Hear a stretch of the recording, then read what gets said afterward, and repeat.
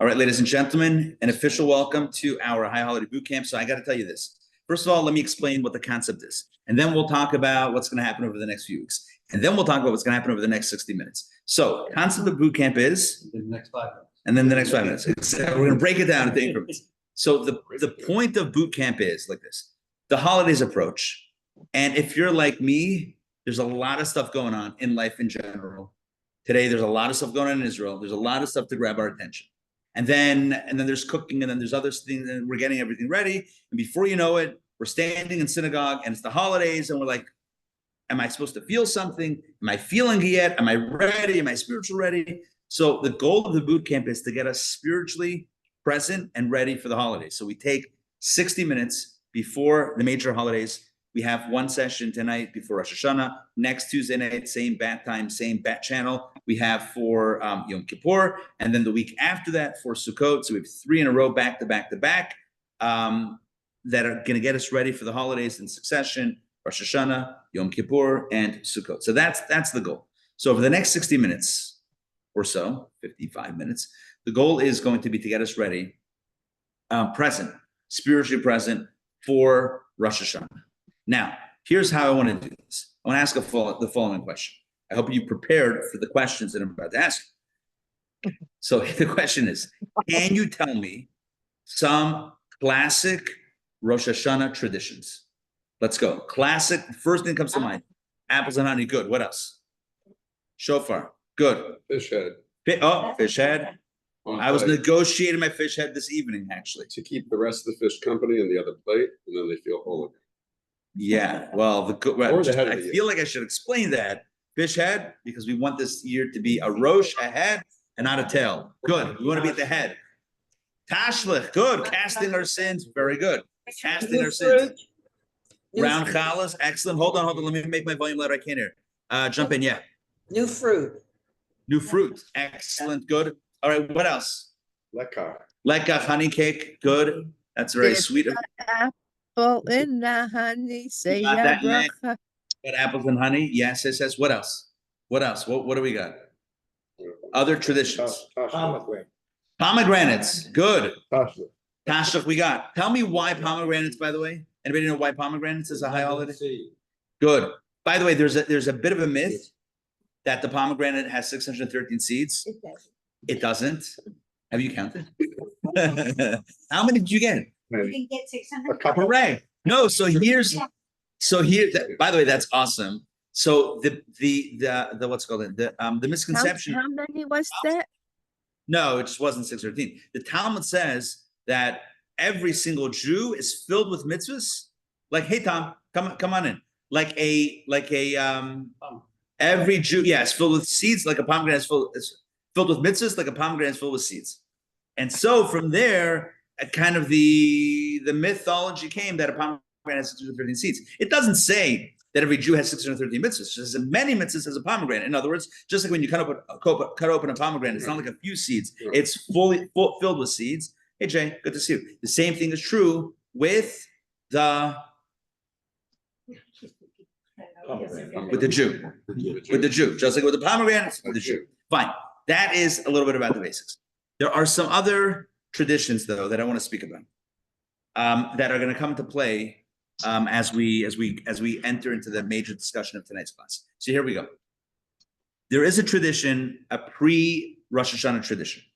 Throughout, and many of you are familiar with this, throughout the month of Elul, which is the month that we are concluding tomorrow, right? The month preceding the high holidays. So throughout the month, we blow the shofar every single day to get us spiritually ready for the holiday, with one exception. There's one day in Elul that we do not blow the shofar. Do you know which day that is? Tomorrow. Last day. Also Shabbat, correct. Erev, listen to this. Erev Rosh Hashanah. We've been since Rosh Chodesh, except for Shabbat. Since Rosh Chodesh Elul, about 30 days ago, we've been blowing the shofar every single day to get us ready, inspired, invigorated, or spiritually sensitive for the holiday. And yet, on Erev Rosh Hashanah, as we're getting ready for the big day, imagine it's like game time. It's like everyone's got their traditions. Like, you get ready, you're getting your day set. And the one thing we specifically don't do is blow the shofar. So all ye shofar blowers out there that are getting ready for the holiday, that's it. No shofar tomorrow, right? The question is why. So we're going to jump. So tonight we're going to explore some very confounding holiday traditions related to Rosh Hashanah, and look a little bit deeper, and all for the purpose of discovering the key to change, the personal change, which is the theme of this time of year. So let's begin with text number 1. Yaakov, if you can get us started, please. Text number 1. This is from the book called Minhagim, which means customs. It is fitting custom, ellipsis, to confuse the Satan, ellipsis. For this reason, we do not blow the shofar on the day before Rosh Hashanah, so that the Satan will believe that day of judgment has passed, and he will not prosecute because he is stupid. So one second, hold the commentary for a second. Hey guys, come on in. Grab a chair. I don't believe in Satan. So what? Oh, so many questions with this text. So many questions. Okay, so here we go. So let's understand what he says, and then we're going to jump into some questions. Number 1, he says it's a minhag. Uminhag kasher. It's a proper fitting minhag to confuse the Satan. First of all, do we believe in that? Clearly we do. But let's explore what that means. We'll get there in a second. And he says, therefore, since we're trying to confuse Satan, we specifically do not blow the shofar on Erev Rosh Hashanah, so that he'll think the days passed. With me on this. Oh, they're not blowing the shofar. It must be over. I missed it. I was going to show up and prosecute, and now the day's over. Too late. He goes home, and then we do the sneak attack the next day. It's Rosh Hashanah. The Satan never saw it coming, and we get blessed with a good year. What do y'all think? Custom counts as yet to be tricked. Good. Right. That's okay. Good. So let's ask a few questions. Number 1, who and what is Satan? Do we believe in this? So a very quick a note on this. Other religions believe that Satan, is the nemesis, right? It's like the archenemy of God, right? So you have 2 powers at the top. There's God, and then God's enemy, nemesis, foe, rival, which is Satan. Judaism is very strictly monotheistic, super strict. There's only one CEO, and that is Hashem. We don't have, God is not sharing the podium, the mic, or anything like that. So there's only one thing at the top. However, Judaism does still believe in Satan, but not the same Satan that others believe in. What is Satan? Satan. Satan is essentially the same thing as the Yetzer Hara, which is the evil inclination, and the same thing as the Malach HaMavet, which is the angel of death. In fact, the Talmud says it's the Satan, it's the angel of death, it's the evil inclination, all the same dude with different aliases, just different IDs. What does it mean? It means like this. God, and I'm going to get into the theology or the philosophy behind it, and then just to explain this, and then we're going to move on. So just very quickly, the idea is that God, if there was only goodness in this world, if there was only one choice to be made, everything would be too easy. When I say too easy, life would not be filled with struggle. Now, there is a realm in which there is no evil and no temptation and no negativity. We call that Shamayim, heaven. And the beings that live there are called angels. So that already exists. So if we're wondering, well, how come God didn't make us with only good and good things and good options? Because he already did that. He wanted to create a different realm that has another option, and to put us, human beings, endowed with free choice into the mix to see what we would freely choose if given the choice. Yes, if there's only option 1, if there's only door number 1, it's a no-brainer as to which door we're going to go for. But if there's 2 doors, now there's a question: which door are you gonna go for? It's like the parents that they tell the joke about the parents the night before the bar mitzvah, the boy's turning 13 the next day, and they decide to test to see what kind of child is this boy going to be. So they put on the table, on the kitchen table, they put 3 things. They put a Bible, they put a bottle of alcohol, bottle of booze, a little l'chaim, and they put $100 bill. And they think, and they figure they're going to hide in the morning and see what the kid chooses. If the kid picks up the Bible, he'll be a rabbi. If he picks up the alcohol, if he picks up the money, he'll be a businessman. If he picks up the alcohol, we're in for a run for it. The kid wakes up the next morning. He's now 13, right? His first day as being bar mitzvah, 13 years old. Kid walks down to the kitchen. He sees the items, right? Takes the 100, puts it in his pocket, pours himself a l'chaim, takes a swig, and puts the Bible under his arm and walks out. The parents look at each other and say, uh-oh, he's going to be a Chabad rabbi. Okay, that's... Oh, is it a... No. You're saying if I tell it, it's not offensive. Okay, anyway, here's the point. All kidding aside, all joking aside. If there's only one choice, what kind of choice? It's not a choice. It's heaven. So God wanted to create a world in which there is a choice, in which there is a good, evil duality, and to see what are we going to choose, where we could choose God or we could choose other. And now it's a question: are you with us, or are you with the terrorists? Right? Like the question: are you with me? God says, or are you with Satan? Not that Satan is an equal force to God, but God creates negativity both inside of us, even inclination, the temptation to do evil, both in the world, right, that there are negative choices to be had.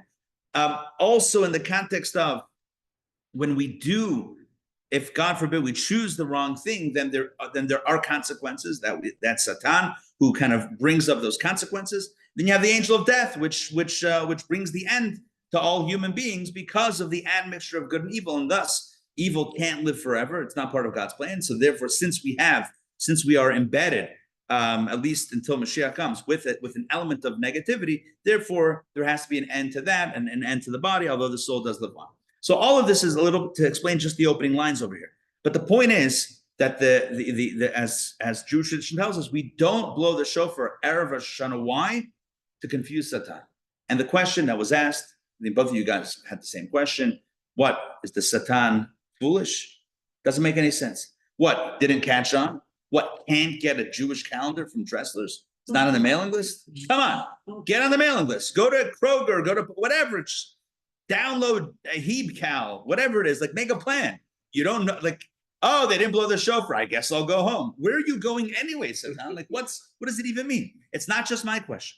Text number 2, Adrian, if you don't mind reading text number 2. And here we have one of a book written a few hundred years ago that asked the very same question that we are asking right now. It's been several years that I learned this, and it perplexes me. How is the other side, in reference to the forces of evil, fooled by this every time without the matter remaining in its memory? Okay, and that's a very nice way of asking the question. How could Satan, or whatever it is, how could the evil, like the other side, the axis of evil, not realize what is happening? That, yeah, it's a ruse, it's a plot. It's like, I mean, come on, you got to see this coming. So therefore, we need to look a little bit deeper. But before we look a little bit deeper into this, I want to ask a few more questions, because as you know, it's never enough to ask one question. We're going to ask a bunch of questions, because I'll tell you the truth. This idea, this notion that we're trying to confuse Satan is not limited to not blowing the shofar Erev Rosh Hashanah. There's a few more things that we don't do also to confuse Satan. Anybody know other things that we don't do to confuse Satan? Don't bless the month. Oh, perfect. Excellent. So what? Bless the month. Shabbat Mevorchim. Don't do the blessing in Shul, declaring that the new month will be on this and this day. Very good. Every Shabbat that precedes Rosh Chodesh, the new month, we always, in synagogue and in services, there's a special prayer that asks God to bless the upcoming month. It's a beautiful prayer, very short. You take out the Torahs, and it's a whole nice thing. Great. I mean, you don't take them out. You hold them. They're out anyway. But you hold them up. You stand up. Everyone stands up, and you Shabbat Mevorchim. You bless the month. But we didn't do we didn't do that this past Shabbat. Why not? You guessed it. To confuse Satan. We'll read this inside. Text. What about reading or taking? You still do that. Where's Yeah. the other? Yeah. You might be confusing Satan, but you are still reciting the whole book of Tehillim, Shabbat Mevorchim. Text 3a, the Levush. Jeff, you want to read? Pass. Oh. Rosita, you want to read? 3a? We do not bless Rosh Chodesh Tishrei, which is Rosh Hashanah, like we bless the other new months of the year.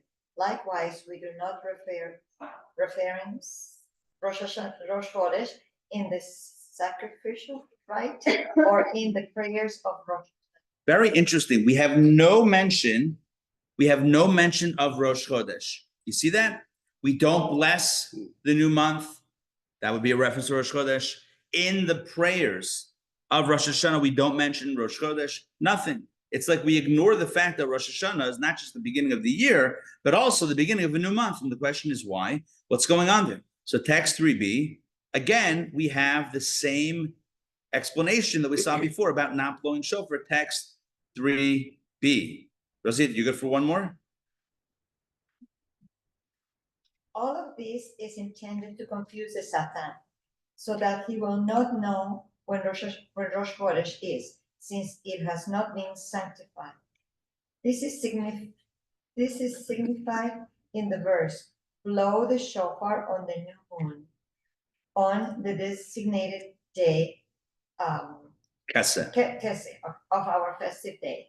The verse can be understood to mean that the month is to be concealed, mechushe, an etymological cousin of kesed, on Rosh Hashanah, not mentioned. Okay, so basically, it really only works in the Hebrew. The verse says, "Tiku b'chodesh shofar." You should blow the shofar on the new month. Bakese liyom chagein, on the designated day of our festival day. Bakese is translated as designated day, but kese also means conceal. And so we have therefore an allusion or a reference to the fact, a hint to the fact that the concept of Rosh Chodesh, the Rosh Hashanah, the first day of the year, is also Rosh Chodesh, the first day of a new month. That is Bakasa, that is Mechuseh, that is, we conceal that, we hide that fact, we don't mention it, we don't bless the new month, we kind of ignore it. Why? Because we don't want to give, because we want to confuse Satan. The question once again is, what is going on? How are we confusing Satan? Fool me once, shame on you. Fool me twice, shame on me. How is, for thousands and thousands of years, you have Satan not picking up on this? Are you kidding me? Right? We need a new Satan. I mean, we don't need a new Satan, but like, what kind of Satan doesn't catch on? Then gave mankind over Satan so that we had like you know, like we go to the casino always has odds. Oh, right. You're saying the house always wins, we always win. Satan always forgets. It's like, you know, one of the ways we can. Got it. Saying God makes the Satan kind of a little forgetful, or maybe it's a new Satan every year. So, like, I don't know. They didn't leave notes. Could be. She said that the Satan is really our Yetzer Hara. So it's really an internal thing that we're doing within ourselves to remind us to leave that behind on a day like Rosh Hashanah. I like how you're Nothing thinking. to do. Look at this. Look at this guy. That- Beautiful. I like it. I like it. We're gonna go in a similar angle. I love what you're saying. Because the truth is, to understand this so simplistically, that there's a Satan up there that is forgetful, it's a little too Baba Mice for my taste and for your taste as well, and for all of our tastes. So that's along the lines of where we're going to, and you'll see it's we're going to a beautiful place with this. Can we blow the shofar 11 times during the year, beginning of each month, No. or just? No, so far we have two different customs. There's a custom that throughout the month of Elul, we blow the shofar, but we don't do it Erev Rosh Hashanah to throw off the Satan. He's not sure what's going on. Is there Rosh Hashanah? Did I miss it? He's confused, and then we go in for the kill. That's one thing. Then we have a second custom about not announcing Rosh Chodesh and not mentioning Rosh Chodesh. Why? To confuse the Satan. Now there's a third custom, a third tradition that we do also, or actually don't do on Rosh Hashanah, also to confuse the Satan. And that is text number 4, Sindri. For the same reason, we do not read the portion of Bereshit on Rosh Hashanah. In theory, it would have been appropriate to read Bereshit on Rosh Hashanah, for the world was created in Tishrei, and Bereshit recounts the narrative of creation. Nevertheless, we do not read Bereshit on Rosh Hashanah so that the Satan should not notice that it's Rosh Hashanah. Look at that. First of all, that doesn't make any sense. The whole thing doesn't make any sense. But let's just break it down though before we ask the questions. So why would it have been appropriate to read Bereshit on Rosh Hashanah? What's the simple answer? The beginning of the year. Creation, right? Remember that song Tradition? Modify the words. Creation, right? Creation. The whole beginning of the Torah talks about creation. What better day to read that narrative than on the anniversary of creation? If the world is created, if the anniversary of the creation of the world is Rosh Hashanah, then read about the creation on Rosh Hashanah.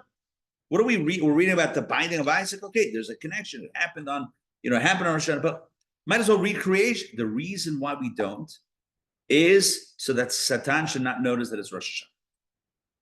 Although one could ask, if we don't read it, then why would he think that why does he think he's missing anything? Mhm. With me on the right question? Yeah. If the custom is not to read on Rosh Hashanah and we're not reading it, so it's not throwing him off. The whole thing is, it's like on the surface, it sounds good, right? We have 3 customs. We don't blow the shofar Erev Rosh Hashanah. We don't announce Rosh Chodesh or mention it. And we don't read from the beginning of Torah on Rosh Hashanah. And all of it is why? All 3 traditions, why?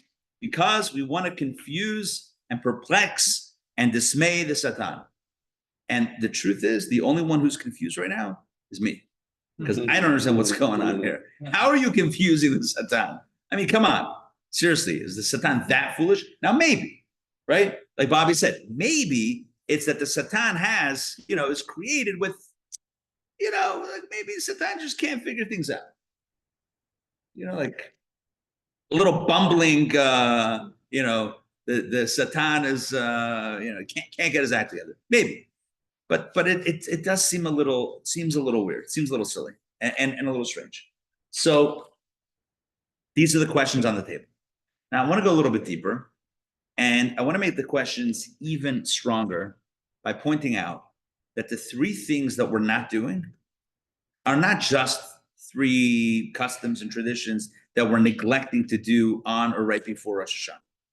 These are things that would otherwise have really boosted our spiritual arsenal before or on the holiday.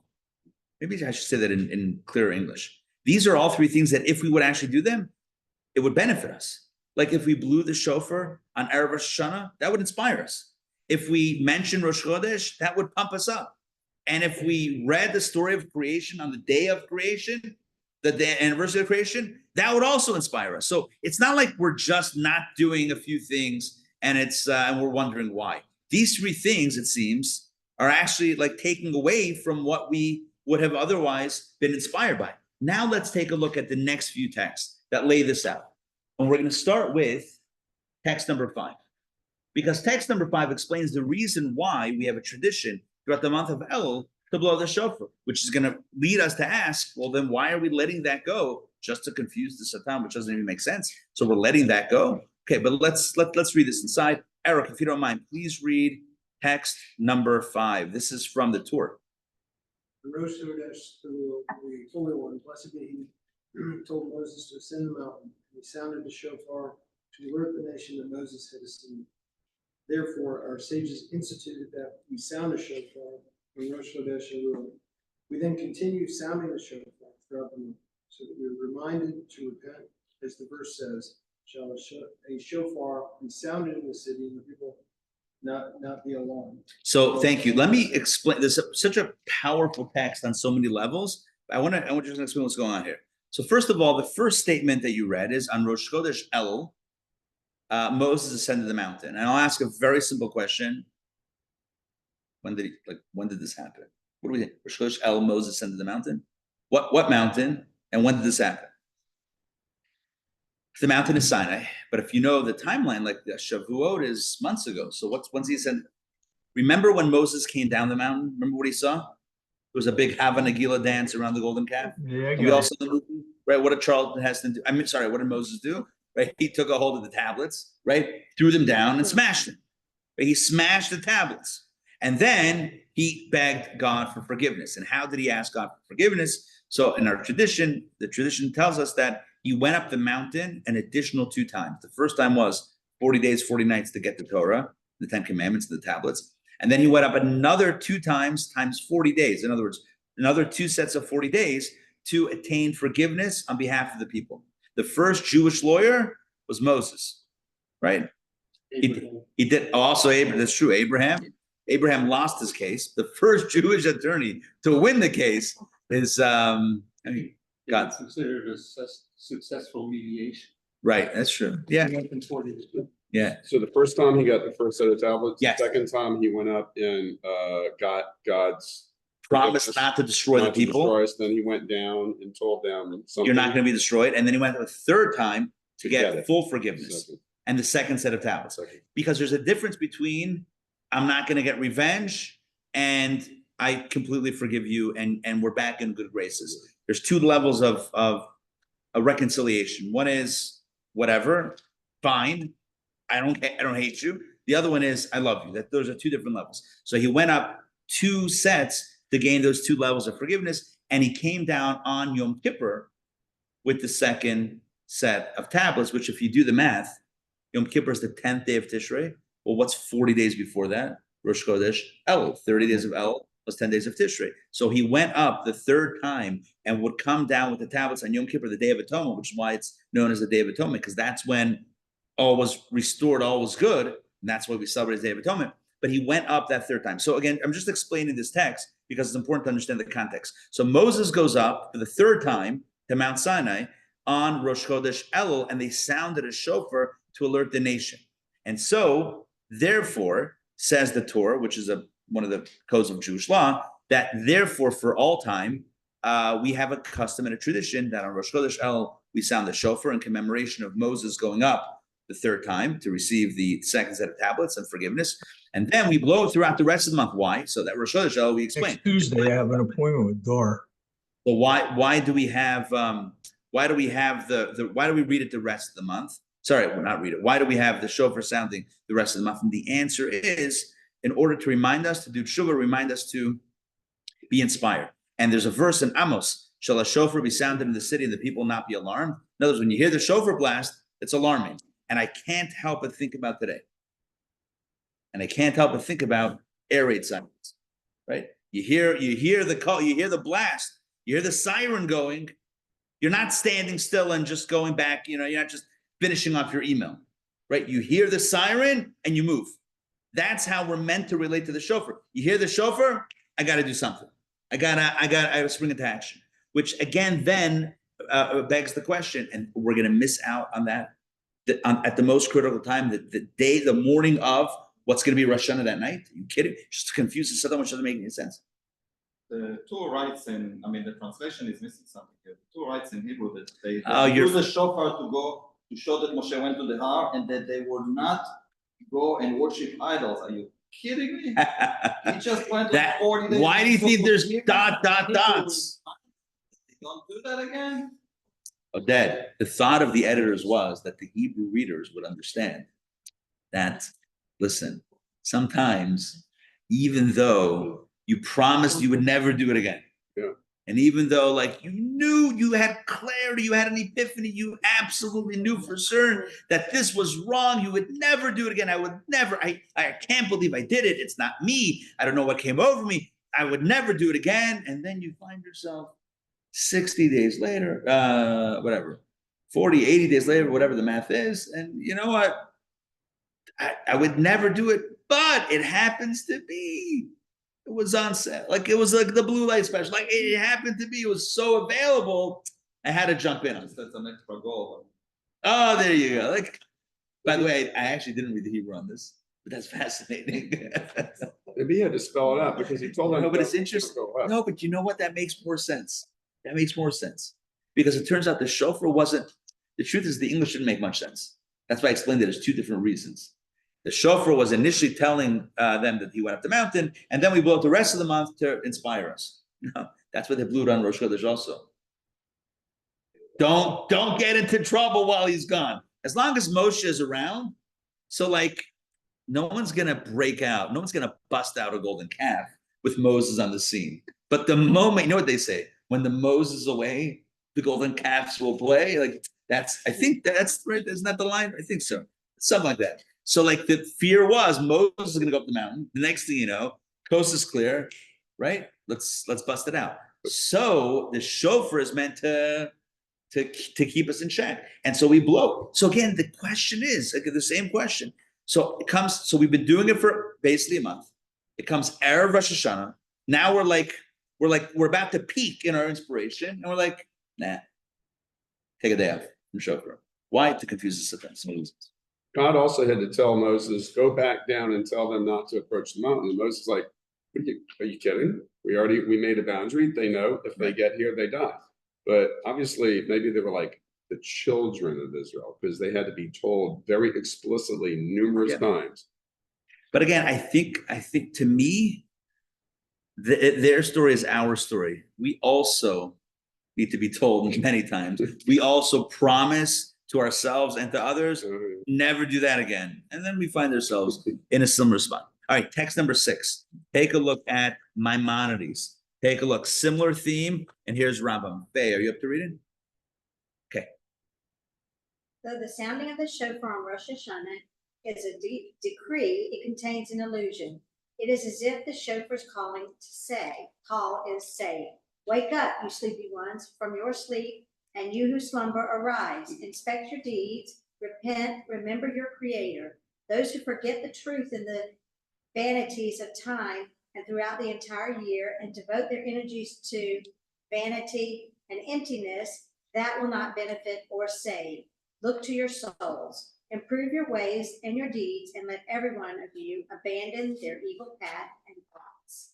There you go. Thank you. So here, Maimonides speaks in general about the call of the shofar and about the message of the sound of the shofar. And it's essentially a spiritual, a soulful alarm clock to wake us up and to because that's kind of what it is. It's like sometimes we operate in a little bit of a fog, and then something, I mean, we've all been there, right? Like, and then something happens, and God forbid, and then it's like, oh no, what was I thinking? Like, of course, these are my priorities.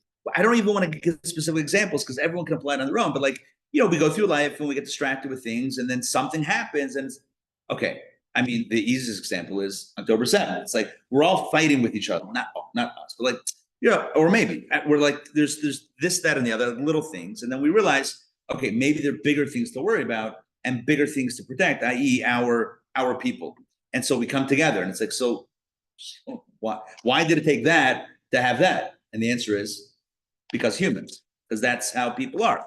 And so the shofar is meant as a clarion call, as a wake-up call, as like kind of almost like when, you know, to wake someone up from hypnosis or from a dream. It's like, stop sleeping, as Rambam says, stop slumbering, right? Wake up. This is what's important. Let's commit to priorities. And that's the message of shofar, which again, like, and I know I'm literally repeating myself, but the question is, so why on Erev Rosh Hashanah at that critical time that we're about to get ready for the new year, why suddenly do we say, nah, we don't need it. We don't need to wake up. We don't need it. Like what's going on? Now let's turn to the next page, text number 7. And now we're going to ask a similar question about the second custom that I mentioned that we don't do to confuse the Satan, and that is mention Rosh Chodesh. We don't bless the month. We don't mention anything about Rosh Chodesh on Rosh Hashanah. And the question is why? Specifically because Rosh Chodesh gives a boost. Right? Please read text 7. The inspiration from the fact that it is Rosh Chodesh would enhance the spiritual service of Rosh Hashanah and consequently help achieve a favorable divine judgment. Thank you. Rosh Chodesh is a very powerful thing. We have it once a month. It's beautiful. Rosh Hashanah is also powerful. But why wouldn't you want as much ammunition as possible in going to spiritual battle on Rosh Hashanah? Why wouldn't you want to pack all of your merits? Mention as Rosh Chodesh. Bless the month beforehand. Why not? Let's lean into this. Why are we, so we're saying, we're not going to mention Rosh Chodesh. Why? To confuse the Satan. Who cares about the Satan? You need this. We need a spiritual boost. Mention Rosh Chodesh. And the same question is with regards to the third custom that we mentioned that we don't do on Rosh Hashanah to confuse the Satan, which is to read the story of Bereshit, the story of the creation. Now, just to be clear here, and I just want to make sure that I mention this and don't take it for granted. So the theory is like this. We could have scheduled the cycle of Torah. The Torah is on an annual cycle, right? So we could have scheduled the annual cycle of Torah instead of concluding and starting on Simchat Torah. We could have concluded it and started it on Rosh Hashanah. I mean, just, I don't know, it's like 3 weeks. So just. Then we will miss Simchat Torah. We're not doing that. Listen, you're now getting back to the future on it. It's like, what if Michael J. Fox falls in love with his mother and then he disappears? Like, that, you guys remember that? Back to the Future? Yeah. Right? You guys, am I the only one? I already told you there's a Shabbat email that goes out every week. Here's what you need to know. 30 seconds on each phone. Joking. Okay. So again, so Wait, what was the question? We're not giving up Simchat Torah. Oh, we're not giving something Torah. Okay, listen, we would figure it out. We would have to make a plan. But the concept would be that we would conclude Torah on Rosh Hashanah and begin it again, or maybe conclude it right before Rosh Hashanah and begin it again on Rosh Hashanah, and like we're celebrating creation, we're reading about creation. That would be like a big boost of energy. And it seems like we're neglecting the boost. And the question is, why? Did we read text 8, or did I just is this Not read. so that was all my that was okay. Well, that was my prelude to text 8. Toba, please read text 8. Similarly, completing the Torah and starting it again would have been a tremendous merit for the Jewish people. It is well understood that things that would motivate us and things that are inherently meritorious would have been extremely beneficial for the Jewish people on the day of judgment. And so here, thank you. And so here we have one question that is manifest or expressed in 3 specific examples. It's all the same question. It's the same, I'll be honest, the same confusion. And that is, we are doing not one thing, well, we're not doing one thing, 2, 3 things that we're not doing. We're neglecting 2, 3 things that we otherwise should do, all in order to confuse Satan. Now, we don't even know what that means. Confuse Satan. God doesn't have a calendar. Confuse him once, and then what about next year? The whole thing doesn't make sense. But even on a bigger question, who cares about Satan? Right? Like, why don't we show up to the table with Shofar, Rosh Hashanah, and mentions of Rosh Chodesh, and starting the Torah anew with the story of creation? That seems, let's think about what we need to be doing and do what we need to be doing. Why are we worried about Satan? So there are a number of answers given to this question. It's a big question, and it's discussed. And I feel like I want to mention one other thing. You can study Torah, and that includes like the words of our sages, but also even Torah text itself. You can study it and come away thinking that's Baba Mises. It's like speaking very juvenilely, or you can go deeper. And I think it's very important to point this out. And I think everyone around the table understands that there's a tremendous depth in Torah. But I feel like, unfortunately, sometimes because we tend to encounter the stories of Torah at a young age, and when we're young, we conceptualize it in almost a fairy tale style. So then if we don't commit ourselves, and it's not easy, if we don't commit ourselves to kind of lifelong learning of Torah, Judaism, then we might get stuck at a very basic level of Torah and then dismiss it as Baba Mises. Like, Adam and Eve and the snake in the Garden of Eden, or Noah's Ark and everything. Like, okay, so Torah believes in, that, I don't know, talking snakes. So what does that mean for me? I don't know. But then when you study it as an adult, and you especially study the deeper teachings of Torah, you realize, one second, this is like some of the deepest concepts, spiritual and psychological truths that are embedded in this story. And I'm looking at the surface, but meanwhile, let me unwrap layers of parable over here. This is amazing. So we have also in this instance a tremendous depth. It's not just, we're not confusing Satan. It's not like Lucy and Charlie Brown in the football. It's like, oh, didn't see that coming. Swing and a miss. Again. Or my favorite, Rocky and Bullwinkle. Remember Rocky and Bullwinkle? Who remembers that cartoon? Right? Watch me pull a rabbit out of my hat. Again, this time for sure. No, and he can't pull it, right? Right. Right. Every single time. He never got it right. Rocky Bullwinkle. What was it? Natasha and Boris. Boris and Natasha. Remember that? Putin spy. Right? This is like a bit of an ode to the, I don't know, 80s, maybe. So is the 60s? Oh, I bet you've been watching reruns back then. Oh, wow. Look at that. Anyway. You got to watch more TV. Yeah, well. In your spare time. Okay. So maybe. So here is the deal. We're going to go a little bit deeper here. Now, I mentioned that there's a few different ways to look at this. I want to share with you one way that's not, we don't have any text to it, so you have to take my word for it. And then we're going to lean into the approach that we have here. So one approach is that we are, we're not carrying all of our ammunition, and that scares Satan. Because we're so confident in that we got this in our battle against, in our battle against the forces of negativity or the evil prosecution or, negative consequences, God forbid. We're so confident that we'll walk in on Rosh Hashanah and be granted a good year that we're like, we don't need an extra shofar blast. We're good. We don't need the Rosh Chodesh merits. We're good. We don't need the merits of, we don't need the extra spiritual boost of reading the story of creation on the anniversary of creation. Like, we don't need that. We're so confident. We're going with our B team. You with me? Imagine you roll out, but your starting lineup, and it's all like the backup players, the no-namers, and that's going to instill fear in the other side, thinking, oh, they have such a.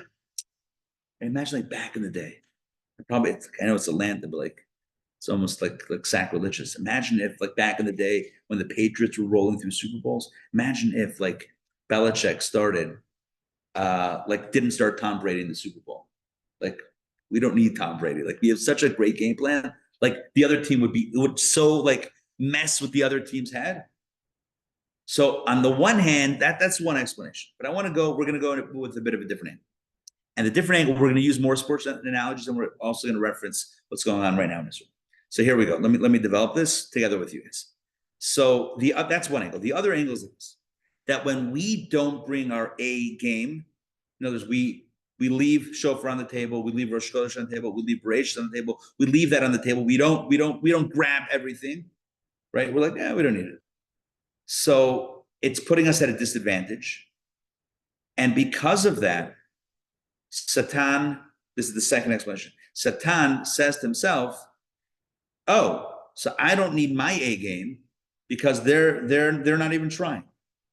So Satan fails to prepare properly and to prosecute with the full amount. And then we go, in other words, we're counting on, by us bringing our B game, we're counting on Satan bringing his B game.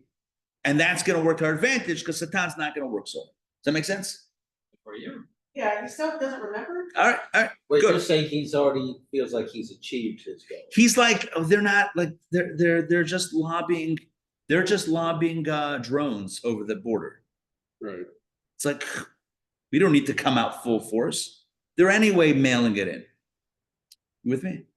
We're not going to respond with full force because they're not trying full force. So that's what Satan is thinking. They're not trying full force. They're leaving shofar. They're leaving Rosh Hashanah. They're leaving Bereishit on the table. So I also won't go full force.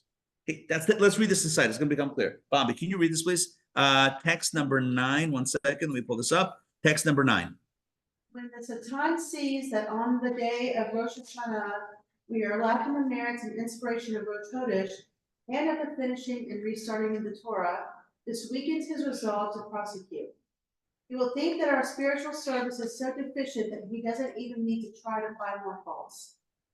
Even though the Satan knows that we are only refraining from these customs to confuse him, the fact remains that we don't have Rosh Chodesh.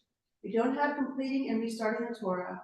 We are, in fact, lacking the merits and inspirations of these customs, whatever outcome this may lead to. In other words, not that the Satan doesn't know what the plan is, but at the end of the day, we're not packing the full ammunition. And so Satan doesn't have to show up with his full ammunition. If we're not showing up with all of our guns, as it were, right? Then he doesn't have to show up with all of his guns either.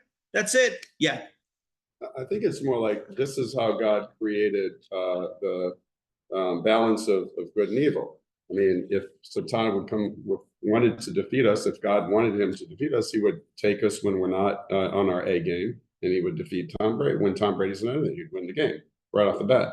But there is no waste in nature, and whenever we try for better, that's when the other side and the challenges amp up their game. Okay, I like what you're saying. It's more cause and effect. Okay, so Yaakov actually like what you're saying. What you're saying is that God keeps things balanced, and so therefore, if we are exerting 100% effort, well, then it's going to happen on the other side. Literally, the Sitra Achra, the other side of the force of evil, is also going to be 100%. If we go 80%, 80%. 50%, 50%. So basically, the message here, the explanation is, and we're gonna push on this and go deeper. But so far, what we have is that we don't go 100%.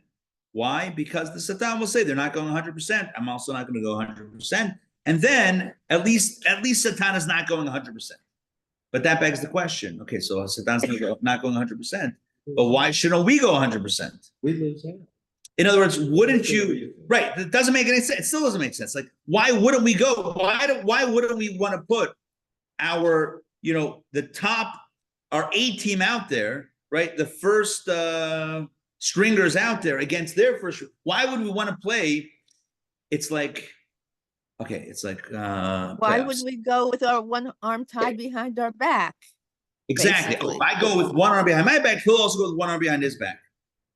Okay, great. But why not just go 2 arms versus 2 arms? Or like tonight, the rumor is that in 18 minutes, number one, 2 things can happen in 18 minutes. Number one, we could have matzah, wrong holiday. Number 2, Braves are playing the Mets tonight. Not the Mets. Sorry, Braves are playing Padres. Game 1 of the wild card, Padres, right in San Diego. Up at 7:30. Los isn't it? Padres. No, 8:38. 8:38. Now, so here's the deal. Imagine if Brian, his name is Snicker. So imagine if he's like, oh, I have a plan. I'm gonna announce that we're gonna put like not a great pitcher, so that they don't put their best pitcher, and that's it. Great plan. Okay, or just put your best pitcher, they'll put their best pitcher, and may the best team win. Like, why not just go 100%? Right? We landed at this explanation so far. The one that we just read in text number 9. That when Satan sees that on Rosh Hashanah we're lacking merits, so it weakens his resolve. And even though he knows that it's a ruse, the fact remains that we don't have Rosh Hashanah, we don't have the ammunition, so he's not going to go full force. And Yaakov said, which I think is accurate, that it's balanced. So we don't go full force, he doesn't go full force. But what if he does? Well, so number one, what if he does? It sounds like a really bad strategy. And number 2, why wouldn't you anyway want to just trust your big guns to win it all? Like, why wouldn't you go all the way? Yeah. Because Sean Payton didn't play any starters. They said they were going to be rusty. That was the week before the Super Bowl. Are you talking about the Saints? The Saints, they didn't play the starters. And, why would you over practice and come in exhausted, tired, potentially injured? You want to rest. You want to just kind of like take a deep breath and just, take a few steps back and come in running versus kind of jogging. Okay. I'll share with you a perspective that I think is really powerful. And here's the big idea. And the idea is that, I want to go back to sports. We're going to stay on the sports analogy for a second. When was the last time that the Braves won the World Series? 2021, right? A few years ago. What was significant about 2021? Let me ask another question. Let me phrase it a different way. Who wasn't playing in 2021? Know the answer? Sandy Koufax. They're also, well, I guess a lot of people weren't playing. Yeah, you go through the list. Babe Ruth. You know who wasn't playing in 2021? Their best player. Wow. Ronald Acuna wasn't playing. He got injured. So 1 second. So let's stick with me for a second. Sometimes you rely on the big guns, and the rest of the team, therefore, doesn't show up. Right? It's like, or it's like if you have like in basketball, you have like the star, but sometimes the star is so good, not that he eclipses the other players, but that the other players don't feel like they need to put 100% effort because Michael Jordan will do it, or Magic Johnson will do it, or Kareem will do it, or somebody, or LeBron will do it. Like somebody else is going to do it. So therefore, I don't have to push. And sometimes there's a strategy to almost bench the star. I don't know if it's done in sports, but sometimes it actually could be a strategy to bench the star, right? Be careful with your star, but why? In order, you can't rely on the star. Who's the star? You have to be the star. Don't rely on someone else to be the star. You have to be the star. That's the message. You're relying on shofar. Shofar is going to save the day. You're relying on Rosh Chodesh to save the day. You're relying on Bereshit to save the day. No. You let go of all of these additional merits. Why? To realize and to recognize the one simple truth. And that is that it's not about Rosh Chodesh. It's not about the other things. It's about one core idea. And that is, it's about you. It's about the only one that's going to get this done, the only one that is going to earn the connection with Hashem. It's you and I. It's not anything else and not anyone else. It's not. They tell a story. There's no Hasidic parable. You know, Chabad originates in Russia. So there's this old Russian farm analogy or parable that's told. The farmer is cleaning the chicken, spending hours cleaning the chicken. But as much as the farmer tries to clean the chicken's not getting clean. You know how the chicken gets clean?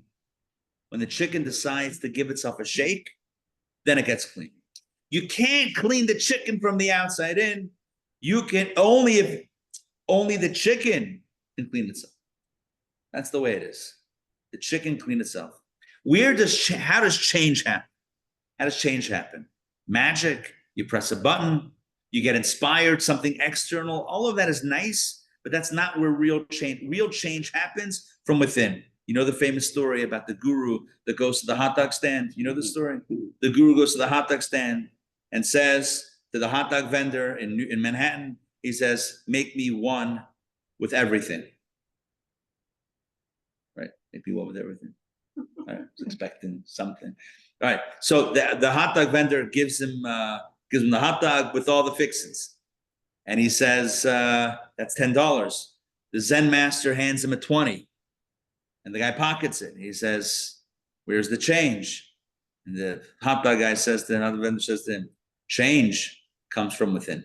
And so here's the deal: when it comes to change, change does not come from the. You guys were waiting for an actual joke, weren't you? You're waiting for something funny. Oh, that's going to be a long night then. Look, change is not from the outside. Any change that promises a quick fix is not actually change, because there's nothing quick about change. It's always hard work. It's always from the inside out. Anything that's easy breezy, oh, just do that, get this, press that, blow a shofar, it's not so simple. And so therefore, we actually don't blow the shofar Erev Rosh Hashanah. We blow it on Rosh Hashanah, but not in Erev Rosh Hashanah. And we don't mention Rosh Chodesh, and we don't read Bereshis. Why? Why are we letting go of all this stuff? And it's not because we're confusing the Satan at the date of Rosh Hashanah. Satan knows when Rosh Hashanah is. The point is that we are essentially challenging ourselves to step up despite being shorthanded. It's like we're intentionally making ourselves shorthanded, so that all we're left with is our resolve and desire to change. And that is the most powerful catalyst of change. Does that make sense? It's like a magician, or like, I don't know, I'm trying to think of an example. It's like I'm leaving the tools, I'm leaving the props. I'm leaving the props at home. Training rooms. And I show up and I'm fully present. Fully present to be the change that I want to see. Now, I'm going to read a few texts about this. Really powerful. Okay, text number 10, and then we're going to close it out in just about 2 minutes. Okay, here we go. Text number 10. This is from the founder of the Chabad movement, Rabbi Shneur Zalman of Liadi. This is what he writes. Well, it's kind of in the middle of a sentence. This causes a person to have a deep outcry from the depths of their heart, a place beyond reason. This is the level of yearning for God with all one's might from the depths of the heart, for it is dark and bitter to be distant from God, and one's distance from God affects them to the depths of the soul. In other words, we're not trying to pretend that everything's okay. We're coming to grips with the fact that sometimes things are not okay and they need to change. This causes a person to repent from the depths of their heart. It's precisely this distance that causes a person to return to God and become close to God again. Through feeling bitter because of one's distance from God, and by uprooting one's ungodly desires, one can reawaken the great love for God that transcends reason. Again, it's all about the internal work. It's about having taking an honest spiritual audit, looking within and saying, okay, what are the things that I'm doing that are great? What are the things that I'm doing that are not so great? And where can I be better? If we walked in with all of our merits, with all of our zuchuyot or zchutim, right, with all of our merits lined up, and like, look, I'm confident. Look, I have this, I have that, I have the other. I've got my pomegranate, got my head of the fish. What could go wrong? It's not about the glitter. It's about the essence, right? It's about the core. It's about are we showing up for God, for ourselves, for our loved ones? Are we showing up? Sometimes it's like, even with parenting, it's like, does the child want the new toy, or the child wants some time with the parents? It's like the stuff is fine, is nice, but at the end of the day, it's the presence, it's being there. And one final story, which is text number 11. It's a powerful story. It requires a little bit of unpacking, but I want to end with this. A deeply troubled Jew but deeply troubled means that he had, it's not what it sounds. It means that the person had a lot of things to pray for. Deeply troubled Jew decided to visit the Rebbe Rashab in hope of finding some solace. His condition was dire and warranted much help, but the Rebbe declined from offering assistance, saying, "There's not much I can do at this time."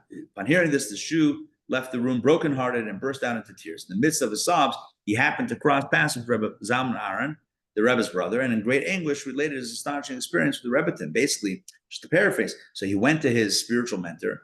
He poured out his heart. Can you help me? Can you give me a blessing or advice? And his Rebbe, this is also the Alter Rebbe founder of God, he says to him, "Can't help you." So now he's distraught. And the Rebbe's brother sees this man, baffled by this man's experience back inside. The Razar resolved at once to approach his brother, the Rebbe, and ask him for an explanation of his seeming lack of compassion for this man's painful request. When he met with the Rebbe, who was his brother, he informed him how great this man's disappointment was at the Rebbe's unexpected response. The Rebbe's countenance changed. He immediately donned his garter, his belt, and asked that the Jew be summoned. As soon as he set foot into the Rebbe's study, the Rebbe granted his blessing, and shortly afterwards, the man's condition began to improve. And that's the end of the story. And the question is obviously, what is happening here? He comes in for a blessing, says, "I can't help you." And then we're actually at the school. Yeah. We'll see there. So he can't help you. And then he cries and he says, "Okay, I can help you." No, so like, yeah, exactly.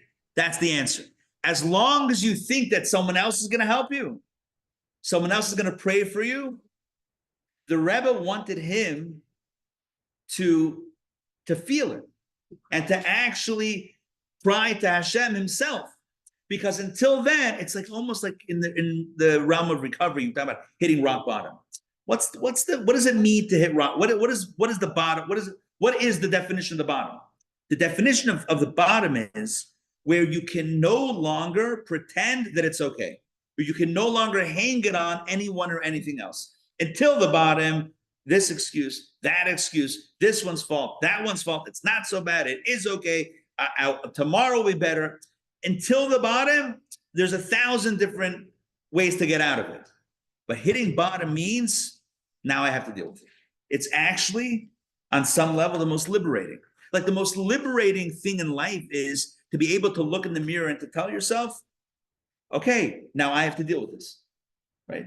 Until then, everyone else had to do something. Now I got to deal with this. This is what Rosh Hashanah is. Rosh Hashanah is the time that we are called upon to deal with what we need to deal with, to deal with what we want to deal with, to make the changes that we feel deep inside, not to rely on Ronald Acuna to make the changes, not to rely on a tzaddik to make the changes, not to rely on the shofar to get it done, not to rely on Rosh Chodesh or whatever it is, not to rely on anyone else, but to take the initiative, to be the chicken, right, that shakes and gets all the schmutz out. That is the idea of Rosh Hashanah. So tonight's title is Making Change. And now it's not like, can you break a 5? Making change means, how do we make change? It's not a trick question. It's not even it's the question is the answer. How do you make change? By changing. Each of us identifying what it is that we want different this year and then actually doing it straight up. But we're not going to do it if we don't really care about it. And so the question is, how do we care about it? And that no one else can tell us to care about something. It's kind of either we do or we don't. So therefore, Judaism has this very interesting tradition baked in. We shorthand ourselves a little bit. We make ourselves a little bit desperate, right? It's like, I was thinking about Israel, right? Imagine Israel said, we're no longer buying weapons from any other country. Imagine they said to themselves, what would they have to do? Be self-reliant. And you know what? That might just be the best thing. I think they're trying. So they did it. They did it. So to a certain extent, as long as you're relying on someone else. Again, I didn't mention this to be critical. This is not a criticism, but it's another way that this might show up in our experience in current events or whatever. The best strategy is one that you own. Obviously, we don't travel life alone, and we need help from each other, and it takes a village, etc. Obviously, right? We all need to be there for each other, and we need personally, we need family, we need community, and Israel needs allies. I'm not denying that. But at the end of the day, it's about the real change happens when we take ownership. May we take ownership over our destiny for this year, 5785. Let's take ownership of this year and commit within ourselves, for ourselves, to ourselves, to be whatever it is that we want to be this year. Right? Everyone knows what their aspirations are for this year. Not to rely on anyone else or anything else, not to rely on any external things, but to make that commitment and to act on that change and to show up this year in the way that you want to show up. And may God bless each of us with a happy, healthy, sweet new year. May God bless our community with the same, and may God bless Israel and the Jewish people with safety, security, real peace, true peace, which means the eradication, the elimination of threats, and the full measure of peace, the peace that we need, which is the peace of a world which no longer is at conflict with each other or with the Jewish people, but a world in which, as the prophet says, we'll be all on the same page, serving God. And please God, this will be very soon. Speed in our days, let us say, Amen. Am Yisrael Chai. And indeed, it should be a year of blessing. Thank you for joining tonight. Next week, same bad time, same bad channel. Here. Here. So they took out all the tables for the holidays, and I didn't want to do like a lecture, so that seemed too formal. So yeah, we'll have probably the same table. So join, invite some friends. I do need to mention this, very important. A few things. Number one, the holiday starts tomorrow night. There are services here and across the city. So wherever you are. Hope you find this. You'll be at a service and be inspired. For those that are interested, I'm doing an educational service here Thursday morning and Friday morning, 10 to 11:30. Guaranteed the shortest service. And Atlanta, right in here. This is set up actually for the service. Okay. Yeah. Now, if we're bringing children, we just drop them off. So there should be a kids. Yeah. Will the times coincide? Does it matter?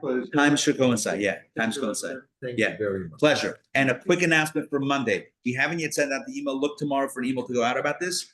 We are having, Monday's October 7th, we are having a special speaker come, who was a young American boy who went to Gaza to fight and was injured by an RPG. He'll be speaking, sharing his story of courage, faith, resilience, and recovery. Be sharing his story of bravery this Monday, 11:30 a.m. to 1, with a full lunch. We're providing a full lunch and before chocolate. huh?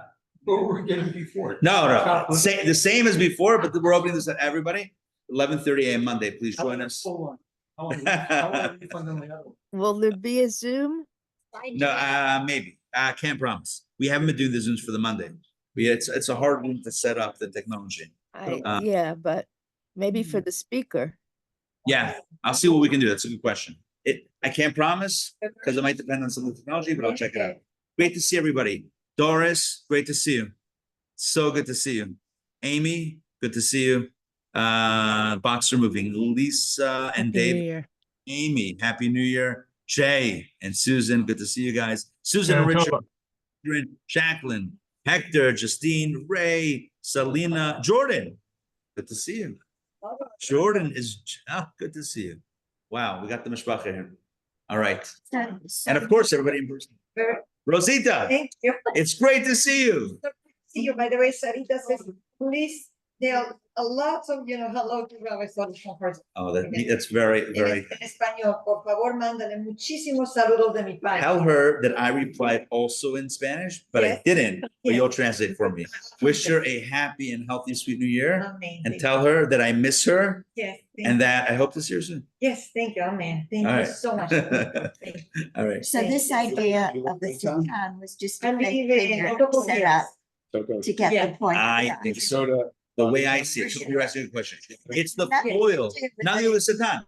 Oh, The nothing to do with biggest, Yetzer no, this is hara. what Craig said. It's all about us boxing ourselves out. Yeah. It's like, do we think that we can rely on, it's like, as long as you can rely on Michael Jordan, then you're playing at 50%. Yeah, so it- But there's no Michael Jordan, so now you gotta step up, right? but it was- That's the whole thing.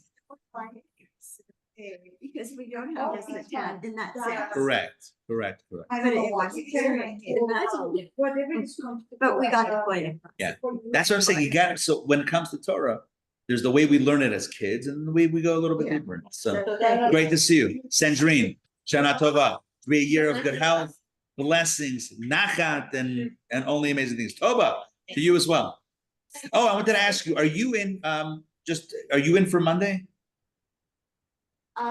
Monday I have another class with Rabbi Jacobs. No. I mean the Monday daytime, the Monday thing, but also vis-a-vis helping out toward that. Yes. I'm putting you on the flyer for that. Should I? Yes. Okay, good. Thank you. Thank you very much. Gesund. Oh, now you're speaking my language. Gesund and nachas and parnasa b'achava. Amen. Amen. Beautiful. A good gebench. Azisayar. Zisayar. All right. Ari, good to see you. Shana Tova. Great to see you. Ari. All right. Yeah. Yeah, hi, it's good to see you and everybody. Yes, it's good to see you as well. I Shana missed, Tova. I Well, missed when the kids were, you used to get the classes with the kids there Kids, literally. Kids on my during lap. COVID. Yeah. What are you gonna do? What are you gonna do? No COVID, no kids. I'm kidding. All right. We'll see you guys. Laila Tov. Love you, love you. We'll see you guys. Take care, everybody. Be well.